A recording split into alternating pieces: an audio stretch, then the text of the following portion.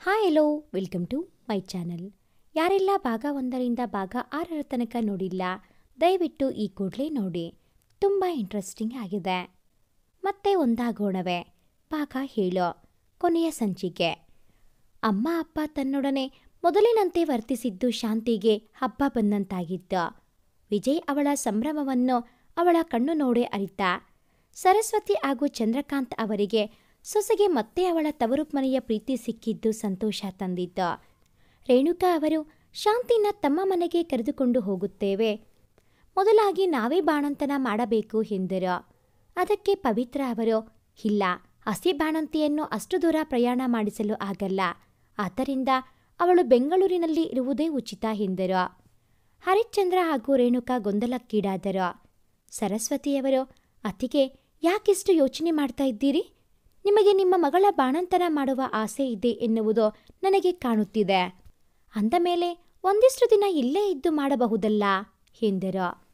ಹರಿಶ್ಚಂದ್ರ ಅವರು, ಅದು ಆಗಲ್ಲ.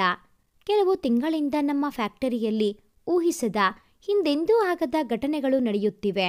ಹಾಗಾಗಿ ಒಂದು ದಿನ ಹೋಗದೇ ಇದ್ದರೆ 10 ಹೊಸ ವಿಷಯಗಳು ನಾಳೆ ಉದ್ಭವವಾಗುತ್ತದೆ.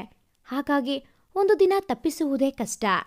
ಇಂದು ನಮ್ಮ ಮ್ಯಾನೇಜರಿಗೆ ದಂಬಾಲು ಹಿಡಿದು ಯಾವ ಸಮಸ್ಯೆಗಳು ಹುಟ್ಟದಂತೆ ನೋಡಿಕೋ ಎಂದು ಹೇಳಿ ಬಂದಿದ್ದೇವೆ. ಹಾಗಾಗಿ ಅಲ್ಲಿ ಹೋಗದೆ ಇಲ್ಲಿರುವುದು ಸದ್ಯದ ಪರಿಸ್ಥಿತಿಯಲ್ಲಿ ಕಷ್ಟ ಸಾಧ್ಯ. ಬೇಸರದಿಂದ ನುಡಿದರು. ಹೌದೇ, ನಿಮ್ಮ ಮಗ ನಿಮ್ಮ ಫ್ಯಾಕ್ಟರಿಯನ್ನು ನೋಡಿಕೊಳ್ಳುತ್ತಿಲ್ಲವೇ ಎಂದರು ಚಂದ್ರಕಾಂತ್. ಅವನೆಲ್ಲಿ ನೋಡಿಕೊಳ್ಳುತ್ತಾನೆ? ಒಂದು ದಿನ ಮನೆಗೆ ಬಂದರೆ 4 ದಿನ ಇನ್ನೆಲ್ಲೋ ಇರುತ್ತಾನೆ. ಅವನಿಗೆ ಬುದ್ಧಿ ಹೇಳಿ ಹೇಳಿ ನಾವೇ ಬೇಸತ್ತು ಹೋಗಿದ್ದೀವಿ. ಎಲ್ಲ ಸರಿ ರೂಪಕ್ಕೆ ತಂದರೆ ಮುಂದೆ ಸನಿಹಾಗೆ ಹಾಗೂ ನನ್ನ ಮೊಮ್ಮಗನಿಗೆ ಆಧಾರವಾಗುತ್ತಿತ್ತು. ಅವನನ್ನು ತಿದ್ದಲು ನಮ್ಮಿಂದ ಸಾಧ್ಯವಿಲ್ಲ ಎಂದು ಕಣ್ಣೀರೊರೆಸಿಕೊಂಡರು ರೇಣುಕಾ. ಶಾಂತಿಗೆ ಅಪ್ಪ ಅಮ್ಮ ಯಾಕೆ ಇಷ್ಟು ಸೊರಗಿದ್ದಾರೆ ಎಂಬುವುದು ಅರ್ಥವಾಯಿತು. ಅಣ್ಣನನ್ನು ನೆನೆದು ದುಃಖಪಟ್ಟಳು. ಅಪ್ಪನ ಫ್ಯಾಕ್ಟರಿ ನೋಡಿಕೊಂಡು ಎಷ್ಟು ಚೆನ್ನಾಗಿ ಜೀವನ ನಡೆಸಬಹುದು, ಆದರೆ ಯಾವುದನ್ನೂ ನೋಡದೆ ಯಾಕೆ ಹೀಗಾದ ಎಂದುಕೊಂಡಳು. ಶಾಂತಿ ಕಣ್ಣು ಸನಿಹಾಳನ್ನು ಪ್ರಶ್ನಿಸಿತು. ಅಣ್ಣನ ಸ್ಥಿತಿ ಹೀಗಿರುವಾಗ ಹೇಗೆ ಒಪ್ಪಿಕೊಂಡೇ ಹೋಗಲು ಎಂದು. ಅದನ್ನರಿತ ಸನಿ ಸ್ವಲ್ಪ ಹೊತ್ತಿಗೆ ಮುಂಚೆ ನಡೆದ ವಿಷಯ ತಿಳಿಸಿದಳು. ವಿಜಯ್ ಸನಿಹಾ ಹಾಗೂ ಅತ್ತೆ ಮಾವನನ್ನು ಪವಿತ್ರ ಅವರು ಇರುವ ರೂಮಿಗೆ ಕರೆದುಕೊಂಡು ಹೋದ. ತಾಯಿ ಸ್ಥಾನದಲ್ಲಿರುವ ಪವಿತ್ರ ಅವರು ಇರುವಾಗ ಸನಿಹಾಳೊಬ್ಬಳ ನಿರ್ಧಾರ ಸಲ್ಲದು ಎಂದು ಅವರನ್ನು ಕರೆದುಕೊಂಡು ಸ್ಥಾನದಲ್ಲಿ ಬಂದಿದ್ದೆನು. ಪವಿತ್ರ ಅವರು ಉಳಿದ ಕೆಲಸಗಳನ್ನು ನರ್ಸ್ಗಳಿಗೆ ವಹಿಸಿ ಇವರೆಡೆ ಬಂದರು. ತಮ್ಮ ಯೋಜನೆಯಂತೆ ನಡೆದಿದ್ದೆಲ್ಲವನ್ನೂ ತಿಳಿಸಿದ. ಈಗ ಸನಿಹಾಳಂತೆ ಪವಿತ್ರ ಅವರಿಗೂ ಧೈರ್ಯ ಸಿಗಲಿಲ್ಲ. ಸನಿಹಾಳ ತಾಯಿ ಸ್ಥಾನದಲ್ಲಿ ನಿಂತು, ನಾನು ನನ್ನ ಮಗಳನ್ನ ನಿಮ್ಮ ಮನೆಗೆ ಯಾವ ಧೈರ್ಯದ ಮೇಲೆ ಕಳುಹಿಸಲಿ? ನಿಮ್ಮ ಮಾತು ಕೇಳಿದರೆ ಅವನು ಬದಲಾಗುವ ಯಾವ ಲಕ್ಷಣವೂ ಕಾಣಿಸುತ್ತಿಲ್ಲ.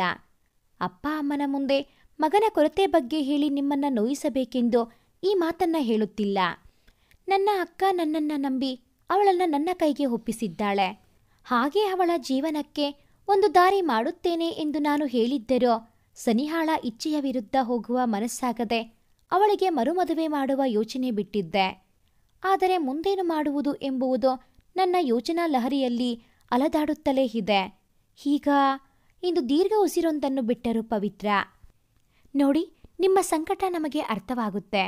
ನಿಮ್ಮಂತೆ ನಾನು ನನ್ನ ಮಗಳಂತೆ ಇವಳನ್ನು ನೋಡಿಕೊಳ್ಳುತ್ತೇನೆ. ಇನ್ನು ನನ್ನ ಮಗನ ವಿಚಾರಕ್ಕೆ ಬಂದರೆ, ಇವಳು ನಮ್ಮ ಜೊತೆ ಇದ್ದು ಈ ಪುಟ್ಟ ಅವನದ್ದೇ ಮಗ. ಅವನ ಮುಂದೆ ಓಡಾಡುವಾಗ ಅವನಲ್ಲಿ ಖಂಡಿತ ಬದಲಾವಣೆ ಆಗುವ ಸಾಧ್ಯತೆ ಇದೆ ಎಂದು ಭರವಸೆ ಕೊಟ್ಟರು ರೇಣುಕಾ. ವಿಜಯ್, ಹೌದು ಮೇಡಮ್, ಒಬ್ಬ ಮನುಷ್ಯ ಹುಟ್ಟುತ್ತಾನೆ ಕೆಟ್ಟವನಾಗಿರಲು ಸಾಧ್ಯವಿಲ್ಲ. ಅವನ ತಪ್ಪು ಅರಿವಾದಾಗ ಬದಲಾಗುತ್ತಾನೆ.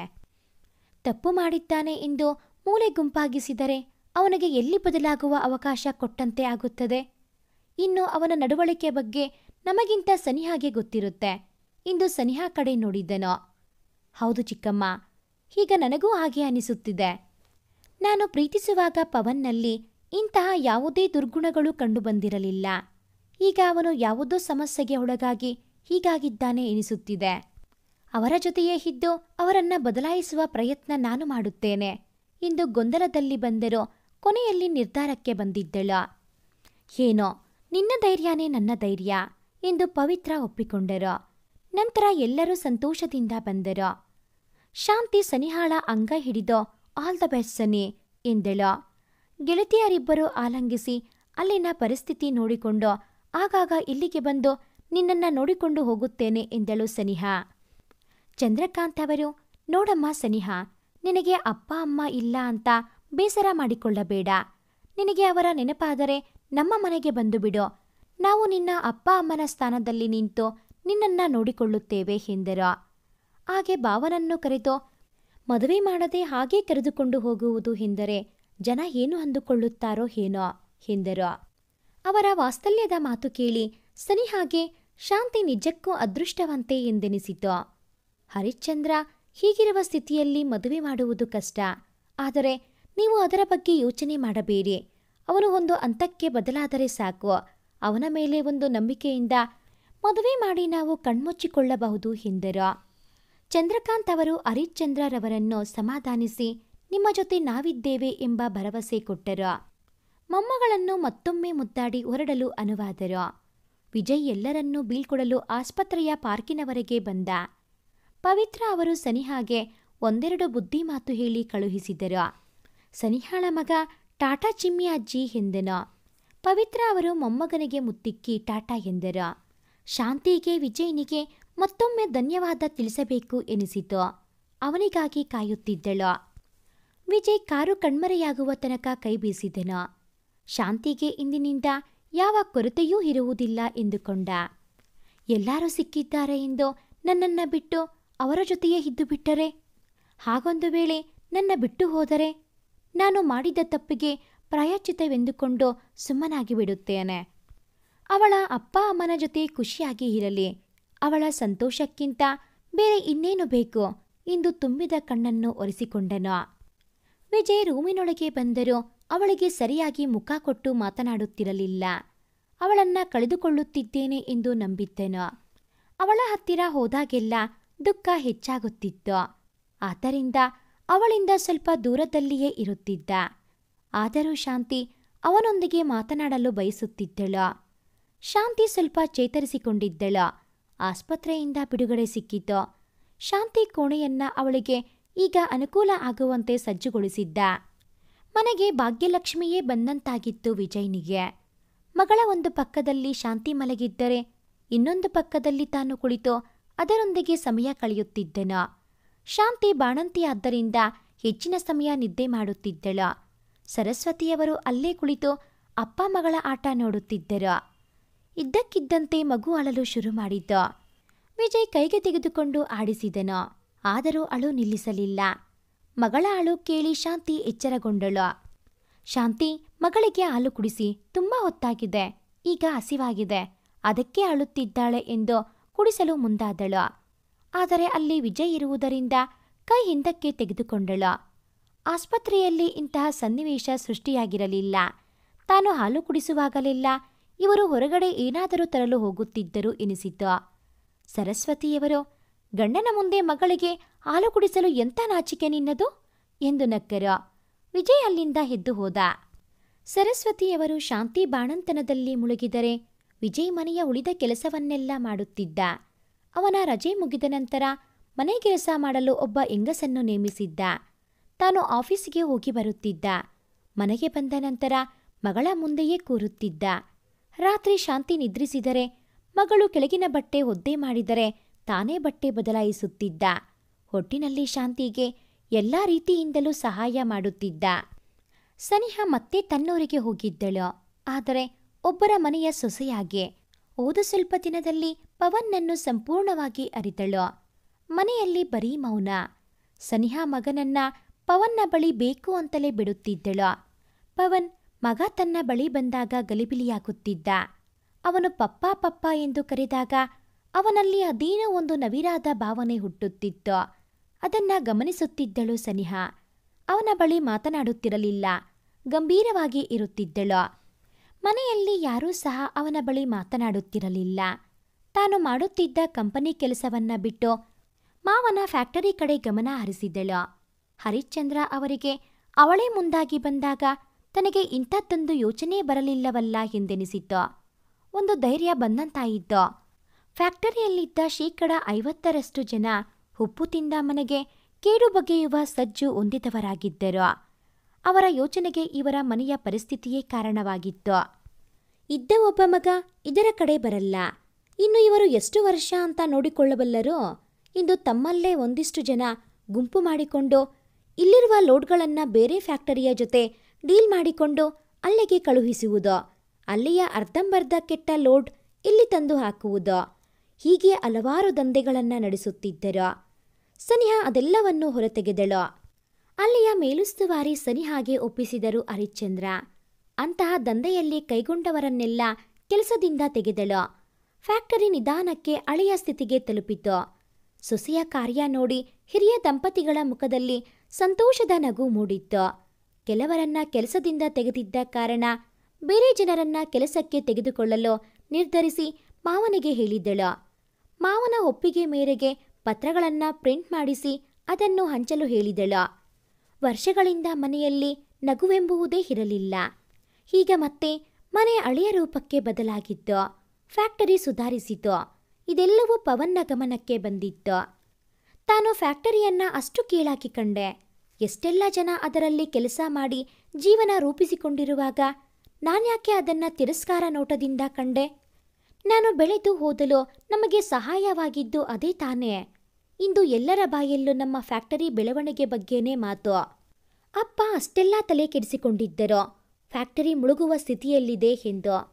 ಆದರೆ ಸನಿಹಾ ಬಂದು ಎಲ್ಲವೂ ಮತ್ತೆ ಮೊದಲಿನಂತೆ ಮಾಡಿದಳು.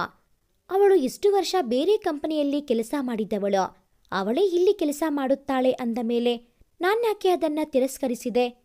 ಒಬ್ಬ ಹೆಣ್ಣಾಗಿ ಅವಳು ಇಷ್ಟೆಲ್ಲ ಮಾಡುವಾಗ ಒಬ್ಬ ಗಂಡಾಗಿ, ಅದು ಮಗನಾಗಿ ನನಗೆ ಏನೂ ಮಾಡಲು ಆಗಲಿಲ್ಲ. ಏನಾಗಿದೆ?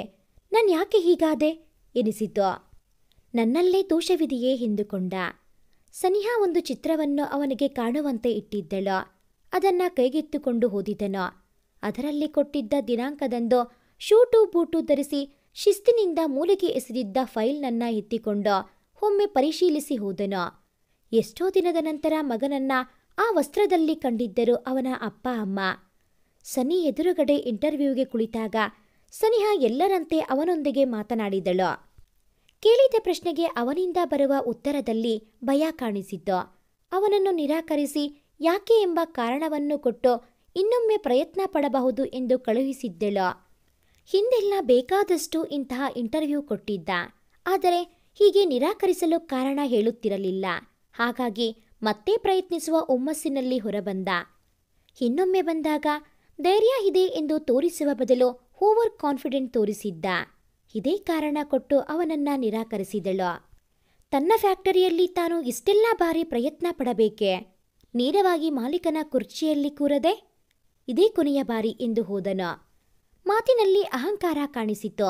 ಮತ್ತೆ ನಿರಾಕರಣೆ. ಮನೆಗೆ ಹೋಗಿ ಫೈಲ್ ಒಗೆದು ಕುತ್ತಿಗೆಗೆ ಕಟ್ಟಿದ್ದ ಟೈ ಬಿಚ್ಚಿ ಎಸೆದನು. ಮನೆಗೆ ಬಂದ ಸನಿ ಅವನ ಬಳಿ ಹೋಗಿ ತನ್ನ ಹಳೆಯ ಪ್ರಿಯಕರ ಪವನ್ನೊಂದಿಗೆ ಮಾತನಾಡಿದಂತೆ ಅವನಲ್ಲಿರುವ ಕೆಲವು ಕೊರತೆಗಳನ್ನು ಎತ್ತಿ ತೋರಿಸಿದಳು. ಅವುಗಳು ಅವನ ಜೊತೆ ಇದ್ದುಕೊಂಡೇ ಅವನು ಕೆಲಸಕ್ಕೆ ಸೇರಿದರೆ ಅವು ಮುಂದೊಂದು ದಿನ ಅವನಿಗೆ ಶತ್ರುವಾಗುತ್ತದೆ ಎಂಬುದನ್ನು ಅರಿವು ಮಾಡಿಸಿದಳು. ಅವನಿಗೆ ಕಣ್ಣಲ್ಲಿ ನೀರು ಜಿನುಗಿತು. ಇಷ್ಟು ವರ್ಷದಲ್ಲಿ ಯಾರೂ ಅವನೊಡನೆ ಇಷ್ಟು ಪ್ರೀತಿಯಿಂದ ಮಾತನಾಡಿರಲಿಲ್ಲ. ಅವಳ ಹಂಗ ಹಿಡಿದು ಧನ್ಯತೆ ತೋರಿದನು. ಅವನಿಗೆ ಧೈರ್ಯ ತುಂಬಿ ಮತ್ತೆ ಪ್ರಯತ್ನಿಸಲು ಹೇಳಿದಳು. ಹೀಗೆ ಮತ್ತೆರಡು ಬಾರಿ ನಿರಾಕರಿಸಿದಳು. ಕೊನೆಗೆ ಅವನು ಒಬ್ಬ ಜವಾಬ್ದಾರಿ ಉತ್ತಮ ಪುರುಷ ಎನಿಸಿದಾಗ ಅವನನ್ನ ಆಯ್ಕೆ ಮಾಡಿದಳು. ಆದರೆ ಯಾವುದೇ ಎತ್ತರದ ಸ್ಥಾನ ಕೊಡಲಿಲ್ಲ. ಅತಿ ಕೆಳಮಟ್ಟದ ಕೆಲಸಕ್ಕೆ ಹಾಕಿದಳು. ಎಲ್ಲ ಕೆಲಸವನ್ನ ಅವನಿಗೆ ಕಲಿಸಬೇಕು. ಎಲ್ಲದರ ಕಷ್ಟ ಸುಖ ತಿಳಿಯಬೇಕು. ಫ್ಯಾಕ್ಟರಿ ಕೆಲಸ ಅಷ್ಟು ಹೀನಾಯವಾಗಿ ತಾನು ಕಂಡಿದ್ದು ಸರಿಯೇ ಎನ್ನುವುದು ಅವನಿಗೆ ಅರ್ಥವಾಗಬೇಕು ಎನ್ನುವುದು ಅವಳ ನಿಟ್ಟು.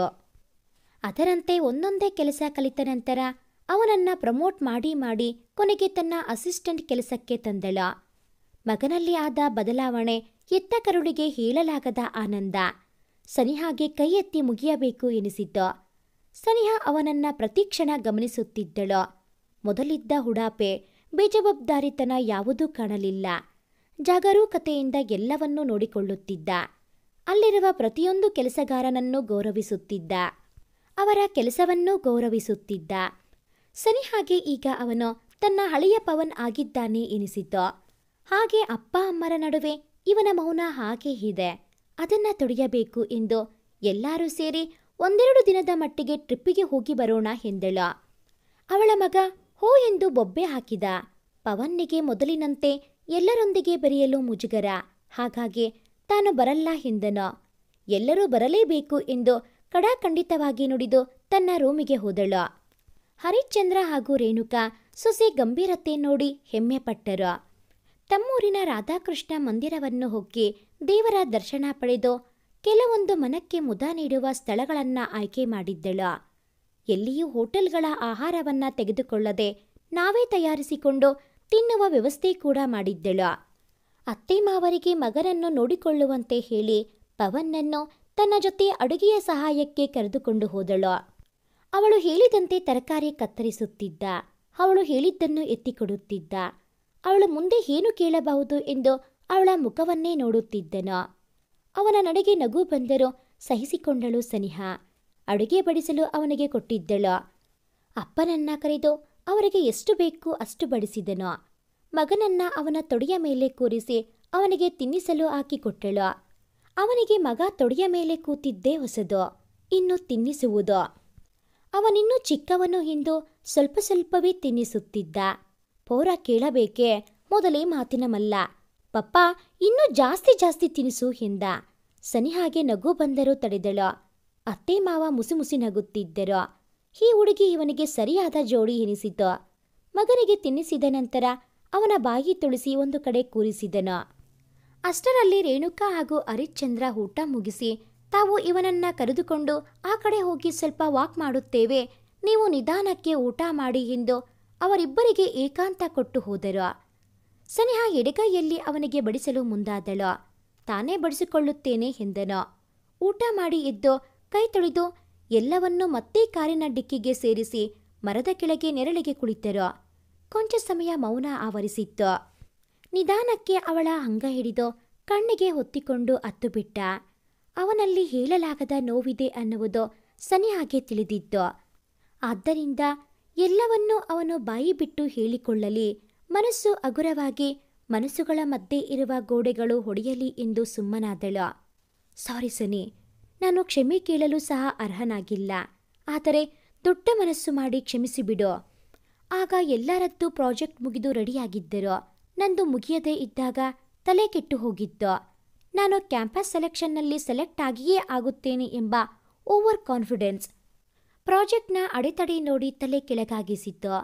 ಆಗ ನೀನು ಪ್ರೆಗ್ನೆಂಟ್ ಎಂದಾಗ ನಾನು ನನ್ನ ಸ್ವಾರ್ಥವನ್ನು ನೋಡಿ ನಿನ್ನ ಜೊತೆ ಕೆಟ್ಟದಾಗಿ ನಡೆದುಕೊಂಡೆ. ಶಾಂತಿಲನ್ನ ಕೂಡ ನನ್ನ ಶತ್ರುವಂತೆ ಕಂಡೆ. ಅವಳ ಜೀವನದಲ್ಲಿ ಬಿರುಗಾಳಿ ಎಬ್ಬಿಸಿದೆ. ಒಂದಲ್ಲ ಎರಡೆರಡು ಬಾರಿ. ಆ ಕಡೆ ಕೆಲಸನೂ ಸಿಗ್ತಿರ್ಲಿಲ್ಲ, ಈ ಕಡೆ ನಿನ್ನ ನೆನಪು. ಶಾಂತಿಲಿಗೆ ಕೇಡು ಬಯಸಿದ್ದಕ್ಕೆ ಪಾಪ ಪ್ರಜ್ಞೆ. ಇನ್ನೊಂದು ಕಡೆ ಗೆಳೆಯರ ಬೆಳವಣಿಗೆ. ಇನ್ನೊಂದೆಡೆ ತಂಗಿಗೆ ಜಾಬ್ ಸಿಕ್ಕರೂ ಅಣ್ಣನಿಗೆ ಸಿಗಲಿಲ್ಲ ಎಂಬ ಕೊಂಕು. ಮಾತು ಎಲ್ಲವೂ ನನ್ನನ್ನ ಮನುಷ್ಯ ಅನ್ನೋದನ್ನ ಮರೆಸಿತು. ಆಗ ಸಿಕ್ಕವರು ಊರಿನ 4 ಮಂದಿ. ಅವರ ಜೊತೆ ಕುಡಿತಕ್ಕೆ ಬಲಿಯಾದೆ. ದ್ವೇಷ ಅಸೂಯೆ ಹೆಚ್ಚಿಸಿಕೊಂಡೆ. ಜೊತೆಗೆ ಅಪ್ಪ ಅಮ್ಮನ ಕಡೆಗೆ ತಾತ್ಸಾರ. ನಾನು ಬೇರೆಯವರ ಜೀವನದಲ್ಲಿ ಬಿರುಗಾಳಿ ಎಬ್ಬಿಸಿದ್ದೇನೆ ಎಂದು ಮೊಂಡು ಹಠ. ಖುಷಿ ಪಡುತ್ತಿದ್ದೆ. ಆದರೆ ನಿಜಾರ್ಥದಲ್ಲಿ ನಾನು ನನ್ನ ಜೀವನ ನರಕ ಮಾಡಿಕೊಂಡಿದ್ದೆ. ಅದು ನಾನು ನಿನ್ನನ್ನು ಆಸ್ಪತ್ರೆಯಲ್ಲಿ ಕಂಡಾಗ ಅನಿಸಿದ್ದು. ಎಲ್ಲರೂ ನನ್ನನ್ನು ತಾತ್ಸಾರವಾಗಿ ನೋಡುವಾಗ, ಅಂದು ನೀನು ನನ್ನಲ್ಲಿರುವ ಬೇಕು ಬೇಡಗಳನ್ನು ಗುರುತಿಸಿದಾಗ ನನಗೆ ನಿಜಕ್ಕೂ ನಿನ್ನಂಥವರ ಮಾರ್ಗದರ್ಶನ ಸಿಕ್ಕಿದ್ದು ಒಳಿತು ಎನಿಸಿತು. ನನ್ನನ್ನು ಮತ್ತೆ ಮನುಷ್ಯನನ್ನಾಗಿ ಮಾಡಿದ್ದೀಯಾ. Thank you so much. ಕೇಳುವ ಅರ್ಹತೆ ಇಲ್ಲ, ಆದರೂ ಒಮ್ಮೆ ನಿನ್ನ ಮನಸ್ಸಿನಲ್ಲಿ ಒಂದು ಸಣ್ಣ ಜಾಗವಿದ್ದರೆ ನನಗೆ ಕೊಟ್ಟು ಬಿಡೋ. ಜೀವನ ಪೂರ್ತಿ ನಿನ್ನ ಸೇವೆ ಮಾಡಿಕೊಂಡು ಇರ್ತೀನಿ ಎಂದು ಹಿಡಿತ ಇನ್ನಷ್ಟು ಬಿಗಿಯಾಗಿಸಿದ. ಕಣ್ಣುಗಳು ಬೆರೆತಿದ್ದವು. ಅವನ ಬಳಸಿ, ನಾನು ನಿಮ್ಮನ್ನ ಮತ್ತೆ ಸೇರಬೇಕು ಅಂದುಕೊಂಡೆ ತಾನೇ ಮತ್ತೆ ನಿಮ್ಮ ಮನೆಗೆ ಬಂದಿರುವುದು ಎಂದು ಅವನ ಅಂಗೈಯಲ್ಲಿ ತನ್ನ ಅಂಗೈ ಬೆಸೆದಳು. ಮತ್ತೆ ಒಂದಾಗೋಣವೇ ಎಂದಿತು ಇಬ್ಬರ ಮನಸ್ಸು. ಮನಸ್ಸಿನ ಭಾರ ಕಡಿಮೆಯಾದಾಗ ಪವನ್ ಅಪ್ಪ ಅಮ್ಮನಲ್ಲಿ ಕ್ಷಮೆ ಕೇಳಿ ಮೊದಲಿನಂತೆ ಅಪ್ಪ ಅಮ್ಮನನ್ನು ಸೇರಿದ. ಹಾಗೆಯೇ ಮಕ್ಕಳ ಪಾರ್ಕ್ ಕಡೆ ಹೋಗಿ ಮಗನನ್ನ ತಾನೇ ಆಟ ಆಡಿಸಿದನು. ಹರಿಶ್ಚಂದ್ರ ಹಾಗೂ ರೇಣುಕಾ ಸೊಸೆಯ ಕೈ ಹಿಡಿದು, ನಿನ್ನ ಈ ಉಪಕಾರ 7 ಜನ್ಮ ಎತ್ತರೂ ತೀರಿಸಲು ಸಾಲದು ಮಗಳೇ ಎಂದರು. ಅತ್ತೆ ಮಾವರಿಗೆ ನಾನು ನನ್ನ ಗಂಡನ ನಿಜರೂಪ ಹೊರ ಹಾಕಿದ್ದೇನೆ. ಅವರು ಕೆಟ್ಟವರಲ್ಲ ಎನ್ನುವುದು ಗೊತ್ತಿದ್ದೇ ನಾನು ಅವರನ್ನು ಪ್ರೀತಿಸಿದ್ದು. ಅಂದ ಮೇಲೆ ಅವರಲ್ಲಿರುವ ಒಳ್ಳೆತನ ಕೆಲವು ಕಹಿ ಘಟನೆಗಳಿಂದ ಮುಚ್ಚಿತ್ತು ಅಷ್ಟೇ. ನಾನು ಕಹಿ ಘಟನೆಗಳನ್ನು ತೆಗೆಯಲು ಪ್ರಯತ್ನಿಸಿದೆ ಅಷ್ಟೇ. ಮಾವ, ಇನ್ನು ನೀವು ನಿಮ್ಮ ಮಗನಿಗೆ ನಿಸ್ಸಂದೇಹವಾಗಿ ಫ್ಯಾಕ್ಟರಿಯ ಕೆಲಸವನ್ನು ವಹಿಸಬಹುದು ಎಂದಳು. ಅದಕ್ಕೆ ಹರಿಶ್ಚಂದ್ರ ಅವರು ಕಣ್ಣೊರೆಸಿಕೊಂಡು, ಆಯಿತಮ್ಮ, ನೀನು ಹೇಳಿದ ಹಾಗೆ ಆಗಲಿ ಎಂದರು. ಶಾಂತಿ ಬಾಣಂತನ ಮುಗಿಸಿ ತನ್ನ ಕೆಲಸ ತಾನು ಮಾಡಿಕೊಳ್ಳುವಂತೆ ಆದಳು. ಸರಸ್ವತಿ ಹಾಗೂ ಚಂದ್ರಕಾಂತ್ ಅವರು, ಇನ್ನು ತಾವು ಊರಿಗೆ ಹೊರಡುತ್ತೇವೆ. ತೊಟ್ಟಿಲ ಶಾಸ್ತ್ರ ಊರಿನಲ್ಲೇ ಮಾಡಬೇಕು. ಜ್ಯೋತಿಷ್ಯರನ್ನ ಭೇಟಿಯಾಗಬೇಕು. ಶಾಂತಿಗೆ ರಜೆ ಇದೆ. ಹಾಗೆ ಮನೆ ಕೆಲಸ ಮಾಡಲು ನೀಲಮ್ಮ ಬರುತ್ತಾಳೆ. ಈಗ ಶಾಂತಿಗೆ ಯಾವಾಗ ಏನು ಮಾಡಬೇಕು ಎಂಬುವುದು ಗೊತ್ತಾಗುತ್ತೆ ಎಂದು ತಾವು ಹೊರಟರು. ನೀಲಮ್ಮ ಮನೆಯ ಕೆಲಸವನ್ನೆಲ್ಲ ಮಾಡಿ ಸಂಜೆಯ ಹೊತ್ತಿಗೆ ಹೊರಡುತ್ತಿದ್ದರು. ಹಾಗಾಗಿ ಸಂಜೆ ವಿಜಯ್ ಆಫೀಸ್ನಿಂದ ಮನೆಗೆ ಬರುವುದರಿಂದ ಮಗುವನ್ನ ನೋಡಿಕೊಳ್ಳುವುದು ಕಷ್ಟವೆನಿಸುತ್ತಿರಲಿಲ್ಲ ಶಾಂತಿಗೆ. ಅಮ್ಮ ಇದ್ದಾಗ ಶಾಂತಿ ಜೊತೆ ರೂಮಿನಲ್ಲಿ ಮಲಗುತ್ತಿದ್ದರು.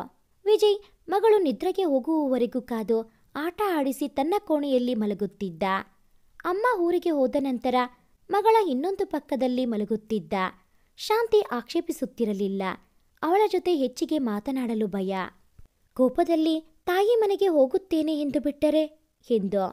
ಮೊದಲೆಲ್ಲ ತನ್ನ ಮಾತಿಗಾಗಿ ಕಾಯುತ್ತಿದ್ದ ವಿಜಯ್ ಈಗ ಹೆಚ್ಚೆಚ್ಚು ತನ್ನಿಂದ ದೂರ ಇರಲು ಬಯಸುತ್ತಾರೆ ಎನಿಸಿತು ಶಾಂತಿಗೆ. ಯಾಕೋ ಅದನ್ನು ಸಹಿಸಲಾಗಲಿಲ್ಲ. ಅವನ ಸನಿಹ ಬಯಸುತ್ತಿದ್ದಳು. ಮತ್ತೆ ಅವನಿಗೆ ಸೋತಿದ್ದಳು. ಅಂದು ರಾತ್ರಿ ಊಟದ ನಂತರ ವಿಜಯ್ ಮಗಳನ್ನ ಎದೆ ಮೇಲೆ ಮಲಗಿಸಿಕೊಂಡು ನಿದ್ದೆ ಮಾಡಿಸುತ್ತಿದ್ದ. ಇನ್ನೇನು ನಿದ್ದೆ ಮಾಡುತ್ತಾಳೆ ಎಂದು ಎದ್ದು ಬಾಲ್ಕನಿಯತ್ತ ನಡೆದಳು. ಬಣ್ಣ ಬಣ್ಣದ ನಕ್ಷತ್ರಗಳು, ಟೆಡ್ಡಿ ಬೇರುಗಳು ಗಾಳಿಗೆ ತೂಗಿದಾಗ ಅದರ ಸದ್ದು, ನಕ್ಷತ್ರಗಳ ಹಾರಾಟ ಕಣ್ಣಿಗೆ ಹಬ್ಬ ತಂದಿದ್ದು. ವಾವ್, ನಾನು ಕಲ್ಪಿಸಿಕೊಂಡಂತೆ ಇದೆ ಎಂದು ಆನಂದ ಪಟ್ಟಳು. ಖುಷಿಯಲ್ಲಿ ಮೈಮರೆತು ವಿಜಯ್ನಿಗೆ ಥ್ಯಾಂಕ್ಸ್ ಹೇಳಲು ಓಡಿ ಬರುವಾಗ ಪಕ್ಕದಲ್ಲಿದ್ದ ಮಗಳ ಆಟಿಕೆಯನ್ನು ಬೀಳಿಸಿ ಶಬ್ದ ಮಾಡಿದ್ದಳು. ಮಗಳು ಎದ್ದು ಜೋರಾಗಿ ಅಳು ಶುರು ಮಾಡಿದ್ದು. ಅವನ ಪಕ್ಕದಲ್ಲಿ ಕುಳಿತು ಮಗಳನ್ನ ಕೈಗೆ ತೆಗೆದುಕೊಂಡು ಹಾಲು ಕುಡಿಸಲು ಮುಂದಾದಳು. ವಿಜಯ್ ದಿನನಿತ್ಯದಂತೆ ಹಾಲು ಕುಡಿಸುವಾಗ ಎದ್ದು ಹೋಗುವಂತೆ ಹೋಗಲು ಎದ್ದವನ ಕೈ ಹಿಡಿದು ಮತ್ತೆ ಕೂರಿಸಿದಳು. ವಿಜಯ್ ಕುಳಿತು ತಲೆ ತಗ್ಗಿಸಿದ. ಯಾಕೆ ನನ್ನ ಹತ್ತಿರ ಮಾತಾಡ್ತಾ ಇಲ್ಲ ನೀವು? ನನ್ನನ್ನು ತುಂಬ ಅವಾಯ್ಡ್ ಮಾಡ್ತಾ ಇದ್ದೀರಾ? ಯಾಕೆ ಎಂದಳು ಮೆಲ್ಲಗೆ. ಅವಳ ಕಣ್ಣಿನಲ್ಲಿರುವ ಮಿಂಚಿನ ನೋಟ ಸಹಿಸಲಾಗಲಿಲ್ಲ. ಅದು, ಶಾಂತಿ, ನಾನೇನಾದರೂ ಮಾತನಾಡಿ ನಿನಗೆ ಸಿಟ್ಟು ಬಂದು ಮತ್ತೆ ನೀನು ನನ್ನನ್ನು ಶಾಶ್ವತವಾಗಿ ಬಿಟ್ಟು ಎನ್ನುತ್ತಿದ್ದವನ ಸ್ವರ ಆಗಲೇ ನಡುಗುತ್ತಿತ್ತು. ಅವನ ಅಂಗ ಹಿಡಿದು ಸಾರಿ ಎಂದಳು. ನೀನ್ಯಾಕೆ ಸಾರಿ ಕೇಳ್ತೀಯಾ? ನಾನು ಮಾಡಿದ ತಪ್ಪಿಗೆ ನಾನೇ ಹೊಣೆ ಎಂದನು. ನಾನು ನಿಮಗೆ ಹೆಚ್ಚಾಗಿಯೇ ಕಾಡಿದ್ದೇನೆ ಅನಿಸುತ್ತಿದೆ. ಅದಕ್ಕೆ ಸಾರಿ ಕೇಳಿದ್ದು. ತಪ್ಪು ಎಲ್ಲರೂ ಮಾಡುತ್ತಾರೆ. ಅಣ್ಣನ ತಪ್ಪನ್ನ ಕ್ಷಮಿಸಿ ಸನಿಹ ನಮ್ಮ ಮನೆಗೆ ಹೋಗಲಿಲ್ಲವೇ? ಹಾಗಿದ್ದ ಮೇಲೆ ನಾವು ಮತ್ತೆ ಒಂದಾಗಬಾರದೆ? ಮತ್ತೆ ಒಂದಾಗೋಣವೇ ಎಂದು ಹಿಡಿದ ಕೈಯನ್ನೇ ಎತ್ತಿ ಮುತ್ತಿಟ್ಟಳು. ವಿಜಯ್ನ ಕಣ್ಣು ತುಂಬಿ ಬಂತು. ಹೆಂಡತಿ ಮಗಳು ಇಬ್ಬರನ್ನು ಬಾಚಿ ಹಪ್ಪಿದ. ಶಾಂತಿ ಹಣೆಗೆ ಪ್ರೀತಿಯಿಂದ ಮುತ್ತಿಟ್ಟ. ಮಗಳ ಕೈಗೆ ಮುತ್ತಿಟ್ಟು ಶಾಂತಿಳನ್ನ ಮತ್ತೆ ಅಪ್ಪಿದ. ಶಾಂತಿ ಹಾಗೂ ವಿಜಯ್ರ ಮಗಳ ತೊಟ್ಟಿಲ ಶಾಸ್ತ್ರ ಶಾಂತಿ ತವರು ಮನೆಯಲ್ಲಿಯೇ ಮಾಡುವುದು ಎಂದು ಮಾತಾಯಿತು. ನಂತರ ಸನಿಹ ಹಾಗೂ ಪವನ್ನಿಗೆ ದೇವಸ್ಥಾನದಲ್ಲಿ ಸರಳವಾಗಿ ಮದುವೆ ಮಾಡಲು ಯೋಜನೆ ಹಾಕಿದರು. ಶಾಂತಿ ಅಲ್ಲಿಗೆ ಹೋದರೆ 1-2 ತಿಂಗಳು ಅಲ್ಲಿಯೇ ಇದ್ದು ಬರುತ್ತಾಳೆ. ಇನ್ನು ತಾನು ಇಲ್ಲಿ ಮಗಳನ್ನ ಹೆಂಡತಿಯನ್ನ ಬಿಟ್ಟು ಹೀಗಿರಲಿ ಎಂದು ತಲೆ ಕೆರೆದುಕೊಳ್ಳುತ್ತಿದ್ದ. ವಿಜಯ್ ಅಂದು ರಾತ್ರಿ ಶಾಂತಿ ಪಕ್ಕದಲ್ಲಿ ಕುಳಿತು ನಾಳೆ ಹೋಗಲೇಬೇಕಾ ಎಂದು ಮಕ್ಕಳಂತೆ ಕೇಳಿದಾಗ ಶಾಂತಿ ನಕ್ಕು, ನೀವು ಬರ್ತಾ ಇದ್ದೀರಲ್ಲ ಎಂದಳು. ನಾನು 2 ತಿಂಗಳು ಅಲ್ಲೇ ಇರಲು ಸಾಧ್ಯವಿಲ್ಲ. ಇಲ್ಲಿ ಬರಬೇಕಾಗುತ್ತದೆ. ನೀನು ನನ್ನ ಮುದ್ದಿನ ಮರಿ ಅಲ್ಲಿದ್ದರೆ ಇಲ್ಲಿ ನನ್ನ ಗತಿ ಏನು ಎಂದನು. ಅವನ ಕೆನ್ನೆ ಕಿಂಡಿ, ಹೌದಾ, ಹಾಗಾದರೆ ವೀಕೆಂಡಲ್ಲಿ ಊರಿಗೆ ಬನ್ನಿ, ಮಗಳ ಜೊತೆ ಇದ್ದು ಹೋಗುವರಂತೆ, ಆಯ್ತಾ ಎಂದಳು. ಮಗಳ ಜೊತೆ ಮಾತ್ರನಾ? ನಿನ್ನ ಜೊತೆ ಎಂದು ಕೆನ್ನೆಗೆ ಸಿಹಿಯಾದ ಮುತ್ತಿಟ್ಟನು. ದೊಡ್ಡವರ ಮಾತಿನಂತೆ ಜೋಯಿಸೂರು ಹೇಳಿದ ಸಮಯಕ್ಕೆ ಶಾಂತಿ ವಿಜಯ್ರ ಮಗಳು ಶರ್ವರಿ ಎಂದು ನಾಮಕರಣಗೊಂಡಳು. ಹಾಗೆ ಪವನ್ ಹಾಗೂ ಸನಿಹ ಪವಿತ್ರ ಅವರ ಸಮ್ಮುಖದಲ್ಲಿ ಸತಿಪತಿಗಳಾದರು. ಅನಾಥರು ಎನಿಸಿಕೊಳ್ಳುವುದು ತಂದೆ ತಾಯಿಯ ಜೊತೆಗಿಲ್ಲದವರು ಮಾತ್ರವಲ್ಲ, ಅವರ ಪ್ರೀತಿ ವಾತ್ಸಲ್ಯದಿಂದ ವಂಚಿತರಾದವರು ಕೂಡ. ಮನೆಯಲ್ಲಿ ಗುಟ್ಟುರಟ್ಟುಗಳು ಹೆಚ್ಚಾದಾಗ ಶಾಂತಿ ಕದಡುತ್ತದೆ. ತಮ್ಮವರು ಹೊರಗಿನವರಂತೆ ಕಾಣುತ್ತಾರೆ, ಕೆಲವೊಮ್ಮೆ ಶತ್ರುಗಳೂ ಆಗುತ್ತಾರೆ. ಕೋಪ, ಅಹಂಕಾರ, ಕಾಮ ಎಲ್ಲವೂ ಮನುಷ್ಯನ ಒಳ್ಳೆಯತನವನ್ನು ಸುಟ್ಟು ಬಿಡುತ್ತದೆ. ಗಂಡ ಹೆಂಡತಿಯ ನಡುವೆ ಇರಬೇಕಾದ ನಂಬಿಕೆ, ವಿಶ್ವಾಸ ಗಟ್ಟಿಯಾಗಿರದಿದ್ದರೆ ಮೂರನೆಯವರು ಬಹುಬೇಗ ಹತ್ತಿರವಾಗುತ್ತಾರೆ. ಬಿರುಕು ಮೂಡುತ್ತದೆ, ಮನಃಶಾಂತಿ ಕೆಡುತ್ತದೆ. ತಾಳ್ಮೆ, ಪ್ರೀತಿ, ಸಹಕಾರ ಮನೆಯನ್ನ ಶಾಂತಗೊಳಿಸುತ್ತದೆ, ಜೊತೆಗೆ ಹೃದಯವನ್ನು ಶುದ್ಧಗೊಳಿಸುತ್ತದೆ. ಈ ಒಂದು ವಿಡಿಯೋ ನಿಮಗೆ ಇಷ್ಟ ಆಗಿದ್ದಲ್ಲಿ ಪ್ಲೀಸ್ ಲೈಕ್ ಮಾಡಿ, ಶೇರ್ ಮಾಡಿ, ಹಾಗೆಯೇ ಕಾಮೆಂಟ್ ಮಾಡೋದನ್ನು ಮರಿಬೇಡಿ. Thanks for watching this video.